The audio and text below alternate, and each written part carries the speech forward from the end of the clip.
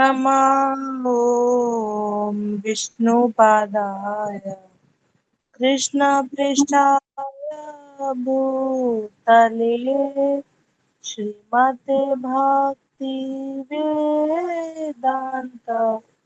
स्वामिनिति नामिने नमस्ते सरस्वती देवी गौरवाणी प्रचारिणे निरविशेष शून्यवादी पाश्चात्य देशतारिणे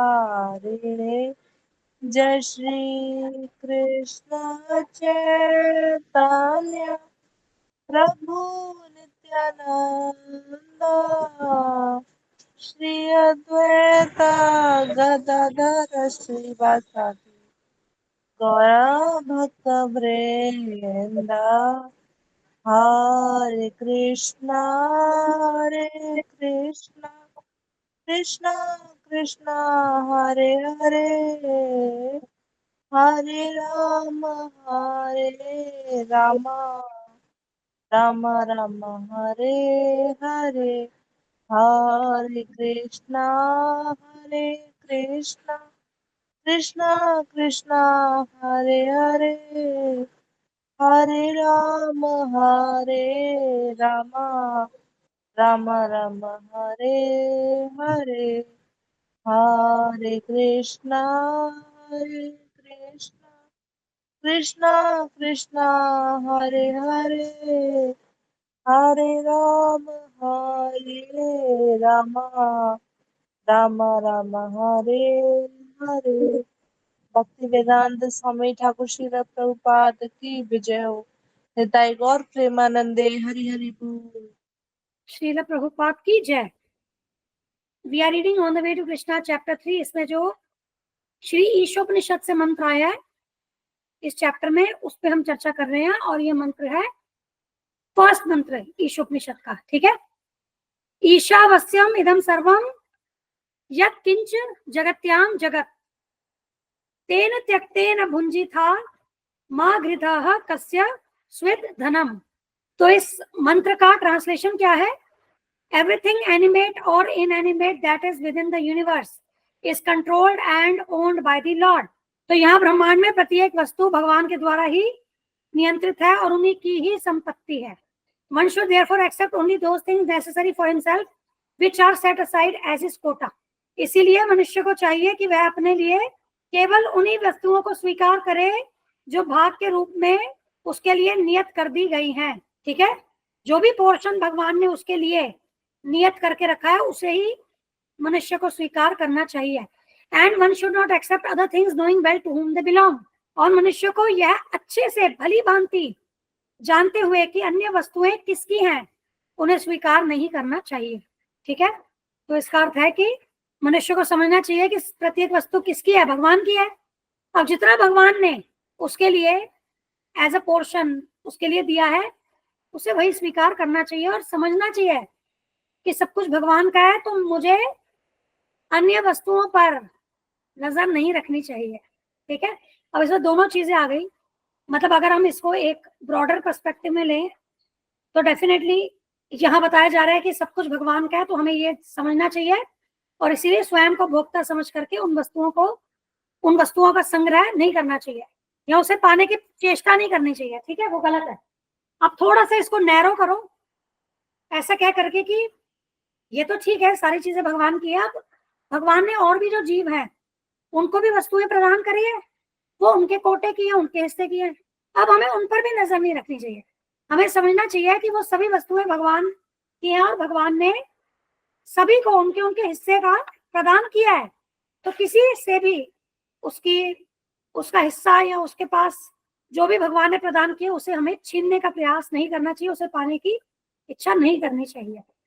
जो हमें मिला है भगवान की कृपा के रूप में हमें उससे संतुष्ट रहना चाहिए। ठीक है।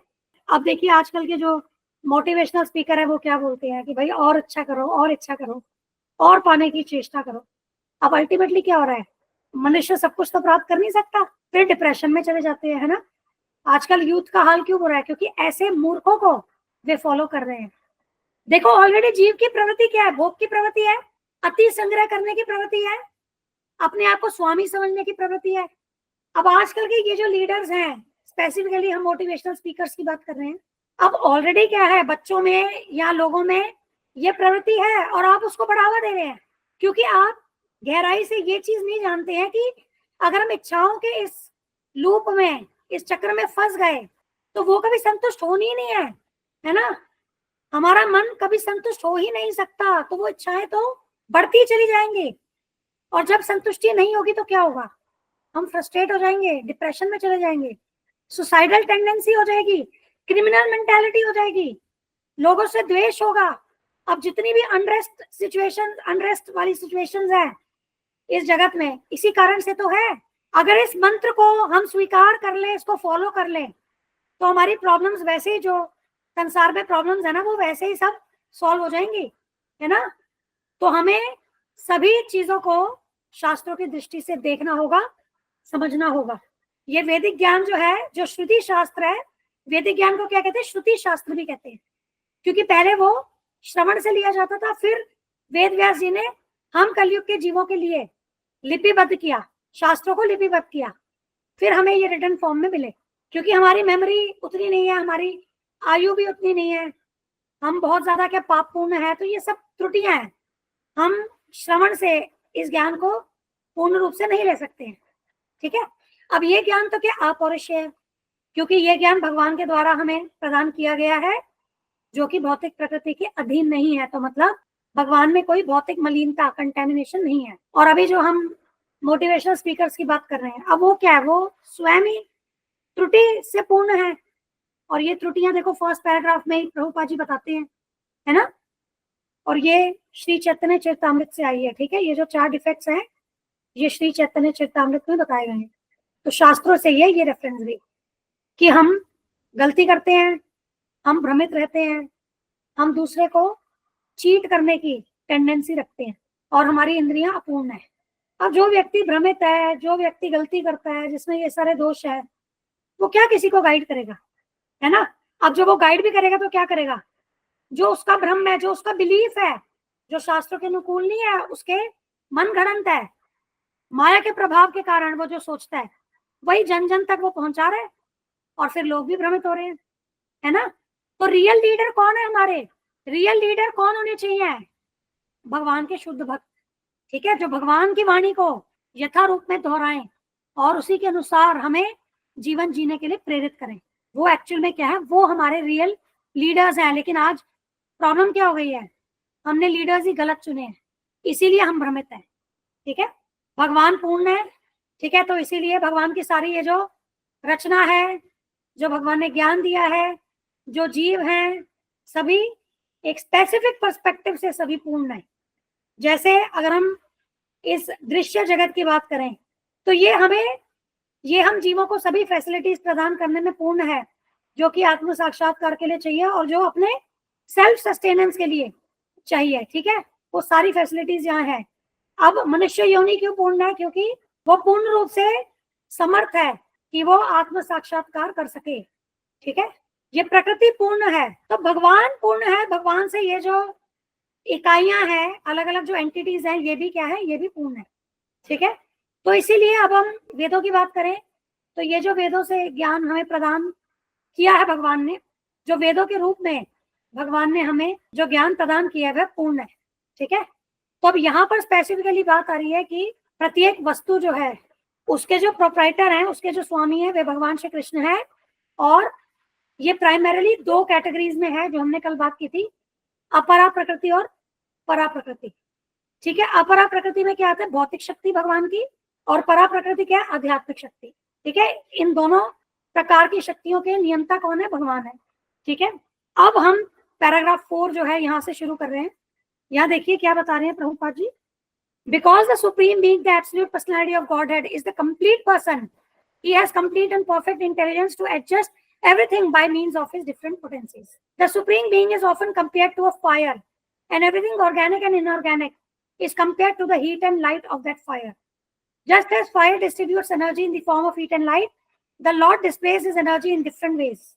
He thus remains the ultimate controller, sustainer and dictator of everything.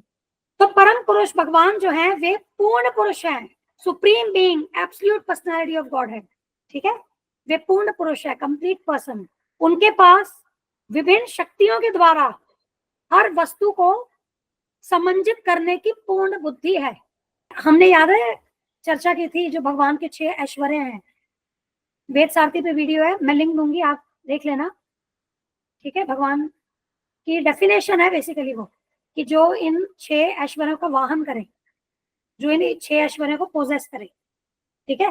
तो उसमें आता है कि संपूर्ण धन, संपूर्ण ज्ञान, संपूर्ण यश, संपूर्ण बल, संपूर्ण सौंदर्य, संपूर्ण वैराग्य, ये जो है ये भगवान के 6 प्रमुख ऐश्वर्य हैं, ठीक है।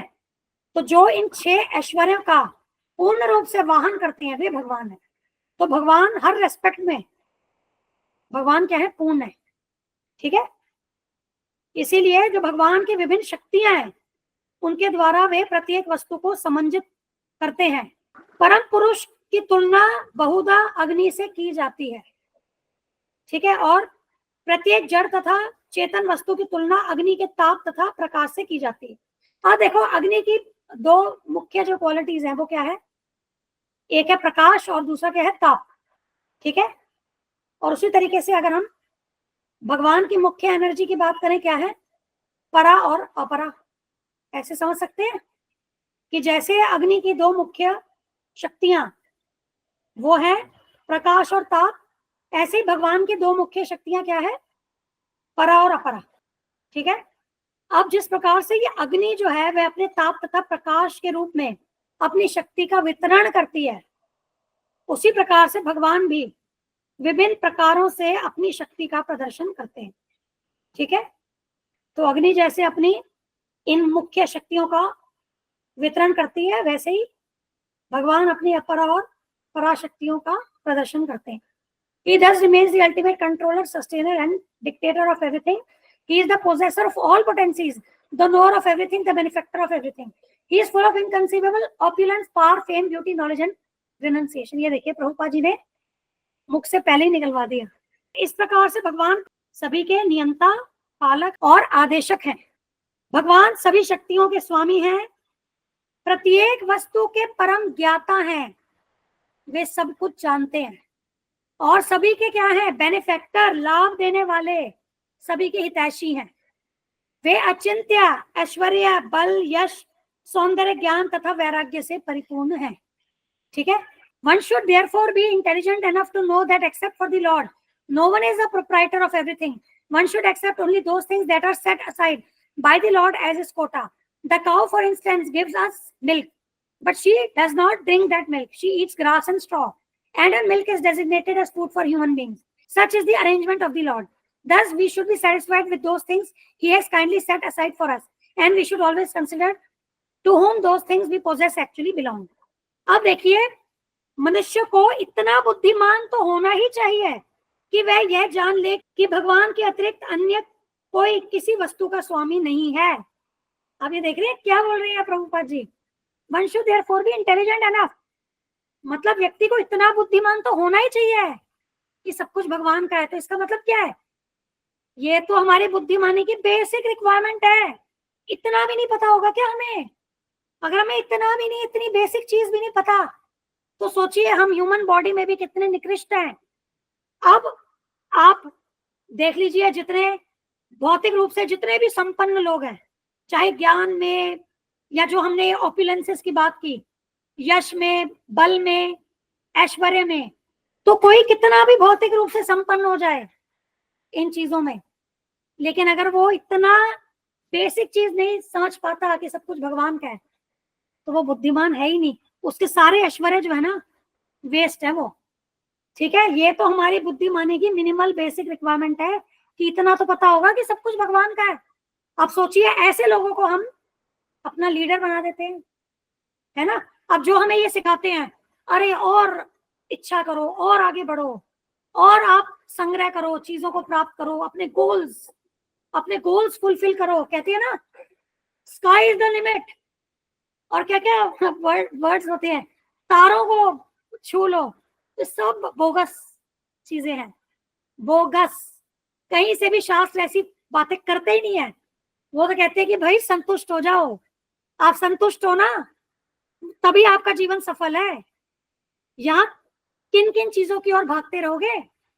अल्टीमेटली या चीजें तुम्हें छोड़ देगी या तुम शरीर त्याग लोगे, या तुम शरीर त्याग दोगे। तो ऐसी अस्थाई चीजों की ओर क्यों भागना है? आज कोई नाम के चलो वस्तुएं अगर हम बात करें संसारिक अस्थाई है, उसके अलावा एक बियॉन्ड जाओ, एक एक स्टेप ऊपर जाओ, जो नेम फेम चाहते हैं वो भी तो अस्थाई है। हाँ, अगर वो नाम भगवान के साथ जुड़ता है। अब देखिए ध्रुव महाराज, प्रहलाद महाराज, युगों युगों तक उनकी चर्चा होती है, पर जो भौतिक रूप से हिस्ट्री में जो बड़े बड़े ग्रेट सो कॉल्ड तथा कथित ग्रेट पर्सनालिटीज हैं, आज कितने लोग उन्हें जानते हैं? धीरे धीरे उनका नाम भी क्या है, समाप्त हो जाएगा। तो ये बेसिक बुद्धि हर व्यक्ति में होनी चाहिए। ठीक है, जैसा कि कल हमने बात की, जो निम्न योनियां हैं वे नहीं समझ पाएंगे क्योंकि उनकी चेतना का स्तर वैसा नहीं है, परंतु मनुष्य योनि मिली है तो ये बेसिक चीज हमें समझनी होगी। और जो ये नहीं जानता वो क्या है, बुद्धिहीन है, या कहें वो दुर्बुद्धि है। अगर वो इसके ये ना जानते हुए ये समझता है सब कुछ मेरा है, तो बुद्धिहीन के साथ साथ वो क्या हो गया, वो दुर्बुद्धि भी हो गया, है ना। क्योंकि भगवान के जो वस्तुएं हैं उस पर वो अपना अधिकार जमा रहे। दुर्बुद्धि, आज मैं आपका किसी वस्तु पे अधिकार जमाऊं तो आप कहोगे ना कि ये तो व्यक्ति क्या है, ये तो दुर्बुद्धि है, इसका अधिकार ही नहीं है, ये मेरी वस्तुओं पे क्यों अधिकार जमा रहे हैं। वही चीज ये लोग कर रहे हैं, भगवान की वस्तुएं हैं उस पर अधिकार जमा रहे हैं। और इसीलिए हमें उतना ही एक्सेप्ट करना चाहिए जो भगवान ने हमारे लिए नियत किया है। अब वो भी जो मिलेगा समझने की बात है, हमारे कर्मों अनुसार मिलेगा, ठीक है। उसमें कोई भगवान पक्षपात नहीं कर रहे हैं। हम कहें अरे उसको तो इतना सारा दे दिया, मुझे इतना कष्ट दे दिया, मुझे इतना कम। अरे वो हमारे पिछले जन्म के, इस जन्म के, पिछले कई जन्मों के कर्म है जिसके फलस्वरूप हमें उस अनुसार हमें वस्तुएं प्रदान की गई है। ठीक है, उसमें भगवान को दोषी नहीं ठहराना है हमें। और यदि किसी के पास ज्यादा है, उसके कर्म है, उसे ईर्ष्या नहीं करनी है हमें, उससे ईर्ष्या नहीं करनी है हमें कि उसके पास ज्यादा है, भगवान उससे ज्यादा प्रेम करते हैं, मुझे कम दे दिया। सब हमारे कर्मों का लेखा जोखा है, उसे हमें एक्सेप्ट करना होगा। अगर नहीं एक्सेप्ट कर रहे हैं तो गलती हम में है, क्योंकि प्रकृति का पूरा जो नियम है वो इनफेलेबल है। प्रकृति के नियम कभी गलत नहीं हो सकते। आज अगर हम कोई कष्ट झेल रहे हैं ना, हमारे कर्मों के कारण है, उसमें भगवान की या प्रकृति की गलती नहीं है, हम उसको डिजर्व करते हैं, ये चीज हमें एक्सेप्ट करनी होगी। अदरवाइज मेंटालिटी क्या होती है, हमने तो किसी को दुख नहीं दिया, हमें पता नहीं कैसे ये दुख मिल गया, हमें क्यों मिल गया। हम भगवान से लड़ने लगते हैं, अपने भाग्य से लड़ने लगते हैं, प्रकृति से लड़ने लगते हैं। हमें स्वीकार करना होगा, हमें जिम्मेदारी, रिस्पॉन्सिबिलिटी लेनी होगी कि आज अगर मैं कोई कष्ट भोग रही हूँ ये मेरे कर्मों के कारण है, यहाँ मेरी कोई गलती है, क्योंकि प्रकृति के नियम गलत नहीं जा सकते। समझिए ये चीज। और बड़े लोग हमें समझाते भी हैं, जो समझदार हमारे बड़े हैं वो हमें क्या समझाते हैं कि बेटा जो कष्ट आते हैं या तो तुम रो के भी झेलना पड़ेगा और संतुष्ट होकर के भी झेलना पड़ेगा। तो रो करके क्यों झेल रहे हो? जो सिचुएशन आ रही है आप संतोष रखो, आगे बढ़ो, उस संघर्ष का सामना करो। और वैसे भी यहाँ देखो, समझने की बात क्या है, सब चीजें यहाँ अस्थाई है। तो अगर आज हमें दुख है तो कल सुख भी होगा, और सुख है तो कल को दुख भी होगा। समझ रहे आप?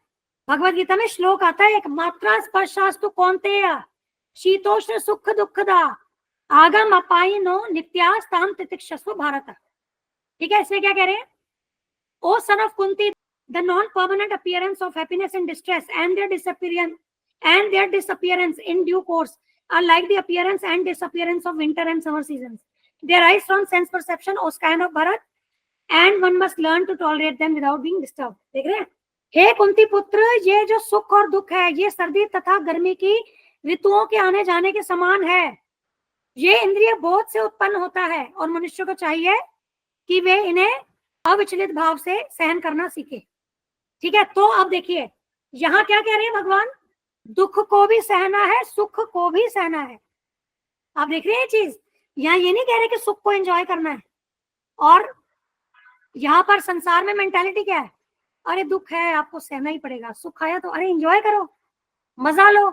यहाँ तो भगवान ऐसा कह नहीं रहे हैं, वे तो कह रहे हैं सुख को भी सहो, क्योंकि वो भी जाने के लिए आया है।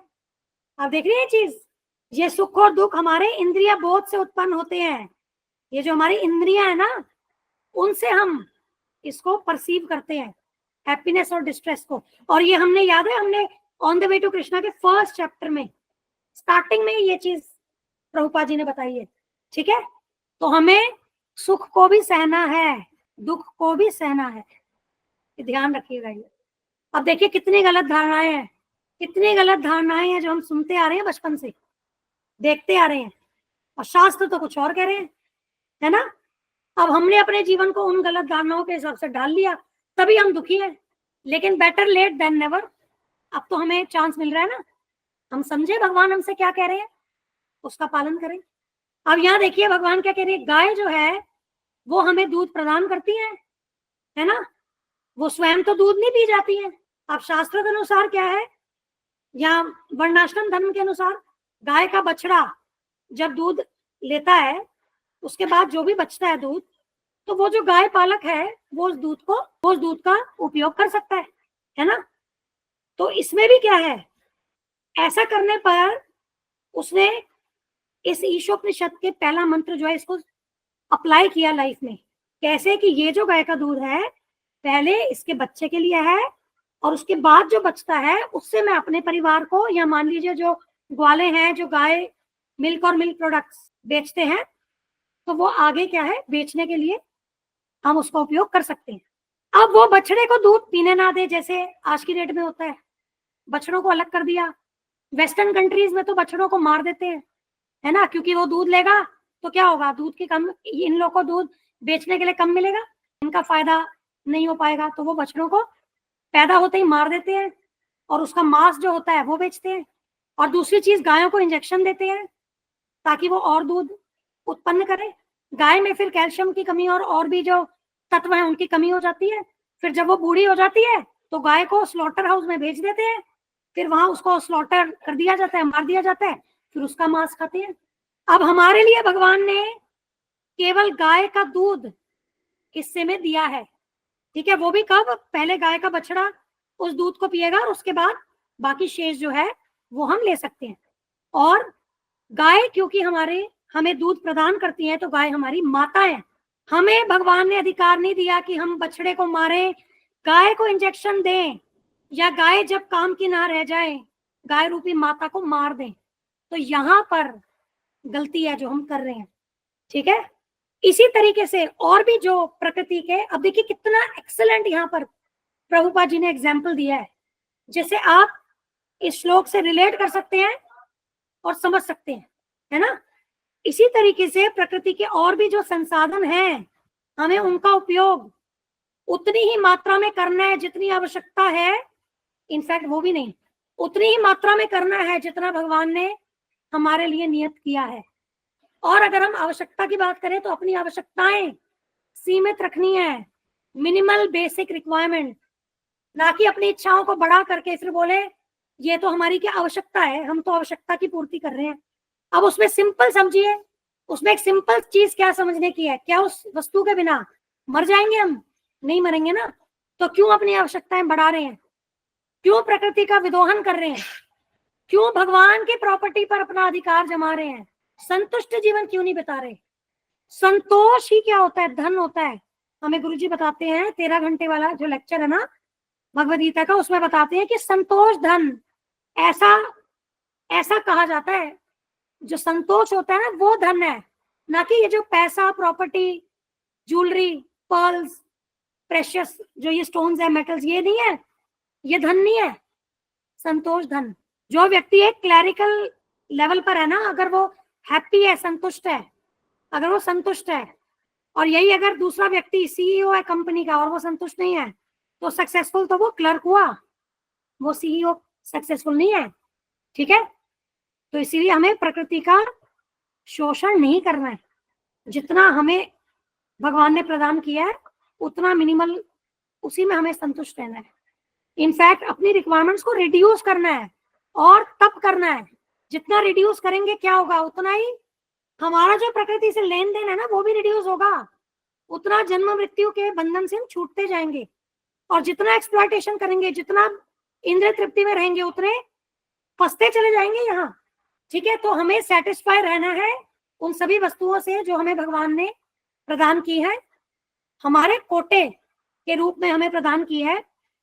और हमें भली भांति समझना है कि सभी वस्तुएं भगवान की है, और ना हमें अति संग्रह करना चाहिए, और ना ही हमें जो वस्तुएं हमें प्रदान की गई हैं उस पर अधिकार जमाना चाहिए।